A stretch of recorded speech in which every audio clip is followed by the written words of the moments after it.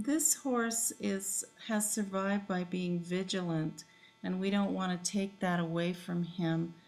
We want to show that it's possible to have an equitable relationship with humans. And so I'm meeting him where it feels most comfortable to him. He was able to allow me to come into the sternum, and that was okay with him.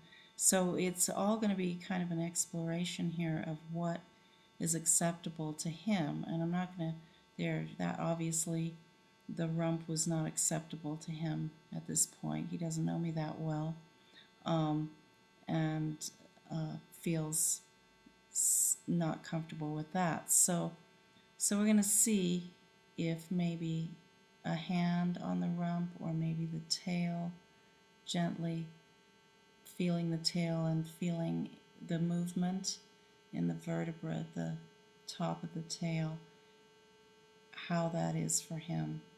And he seems to be a little interested in that, a little wary, but not pulling away. So that's a good step. So then I'm going to the hip, and now I am also working on the hip and on the loin area next to the spine to see how how he responds to this area. Now he's fine with it. See how quickly he changed from being upset about me being at the rear end to accepting it, putting his head down.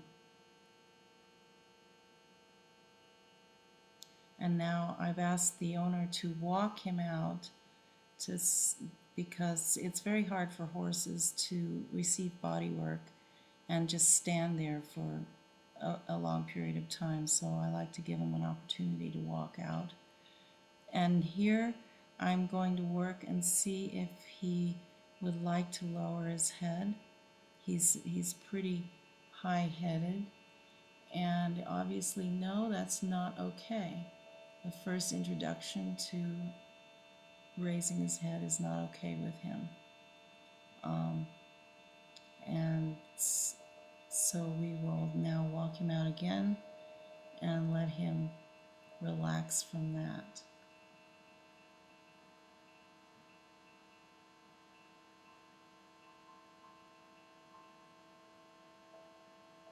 I've come back to the sternum because that was a comfortable place for me to interact with him, and it's still a comfortable place. He likes it here. He likes me to be working in this region. And from this region I can also access the withers and the upper thoracics. And he moves away a little bit, but he's still okay with it. And now he's licking and chewing, which shows that he's releasing energy from his body.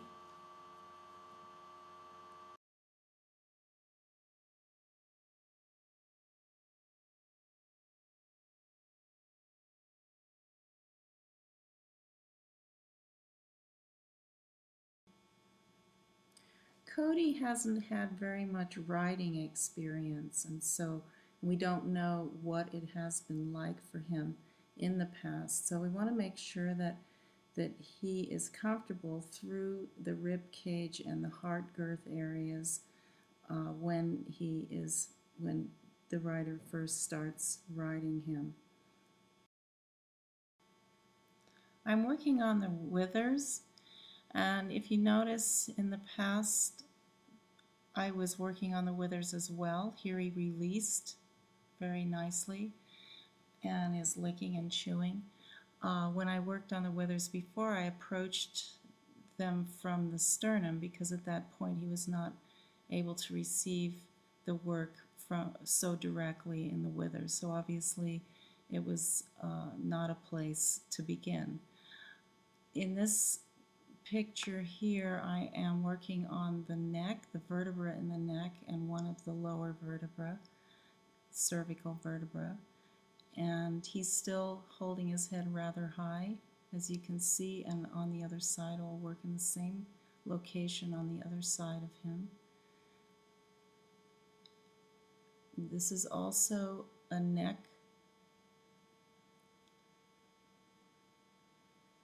Here I'm working on a different vertebra in the neck, and I'm asking him to bend toward the place. It's kind of a caving motion where I'm caving the head around the point where my other hand is in the neck, my left hand. And I'm using the horse. The horse always wants to pull away a little bit, and so it's an isometric for the horse to do this. And he is really very receptive at this point.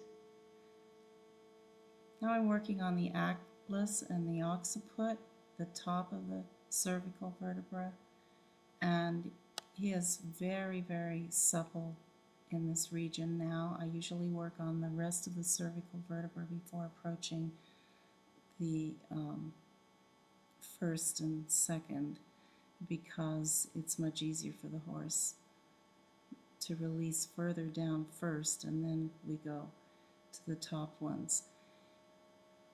Here I'm exploring one of the top cervical vertebra, and it is the atlas in this case, where there was still a little restriction, so we're going to be more specific with it.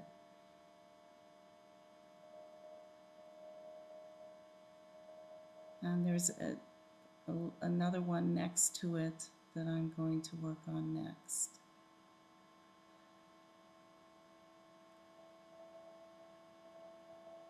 Here he's going to bring his head around with my help. So this is the isometric. He's not pulling very much, but he's still bending nicely, and maybe a little pull at the end there.